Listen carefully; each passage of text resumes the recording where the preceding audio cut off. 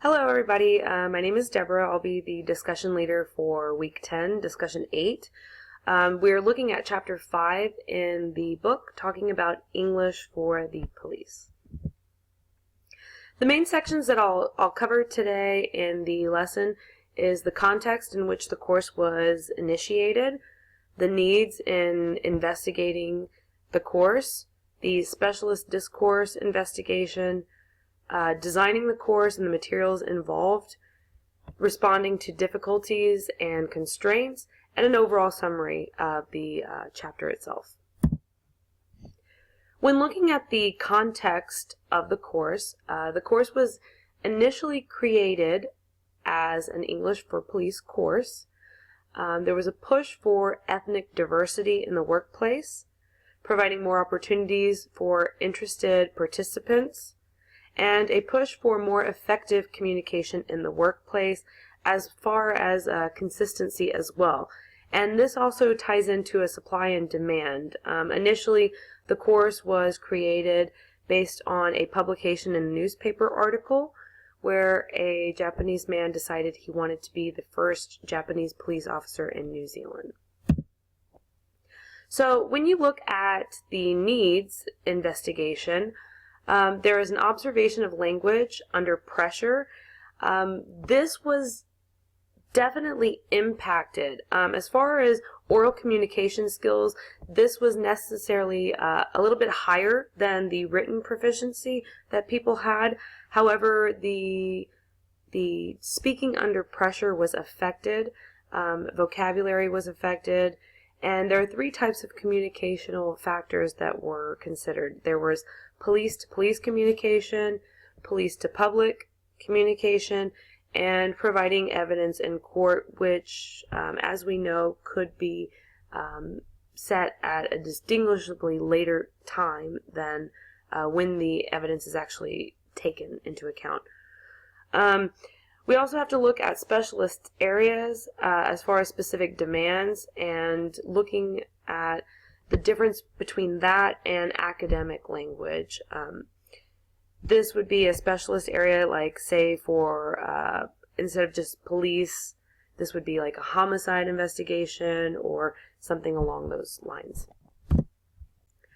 When looking at the specialist discourse, there was a difference between written and spoken discourse, and there was an inherent need for proper reporting. As we know, reports can be touched upon immediately, or they can be left alone for quite a while and reviewed at a later date. So the need for proper reports was detrimental in providing the most accurate information. Also, when we're looking at interviews or getting information from other people by actually conducting interviews, we do want to push open-ended questions to provide the most accurate information as possible, and to not persuade anyone to answer according to our beliefs or our own bias. When looking at the design of the course and the materials, there were a few factors that were considered. First off, it was designed to be a flexible course, providing online access, self-access, one-on-one access, and an incorporation of ride-alongs, pair work, and group work. There were also objectives that were targeted. Police corpus, websites were looked upon and touched upon, as well as summarizations of descriptions of people. Also, there is feedback in the assessments, basically looking back at some of the reports and looking at differences in connotation.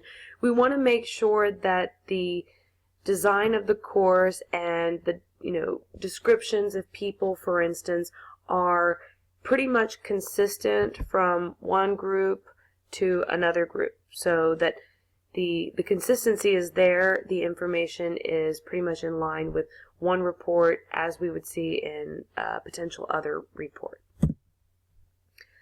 Of course, with any program, there are difficulties and constraints that we must overcome. When looking at anything that's governmental or police related, authenticity is key. Most of the information is confidential, so sometimes this is based on obtaining other information, meeting immediate needs, looking at long-term needs, and looking at the reliance of existing data that could be seen from one country to another country. It is difficult to assess some type of information from one country to another because each situation will be inherently different, but we can see some type of patterns that would be consistent throughout.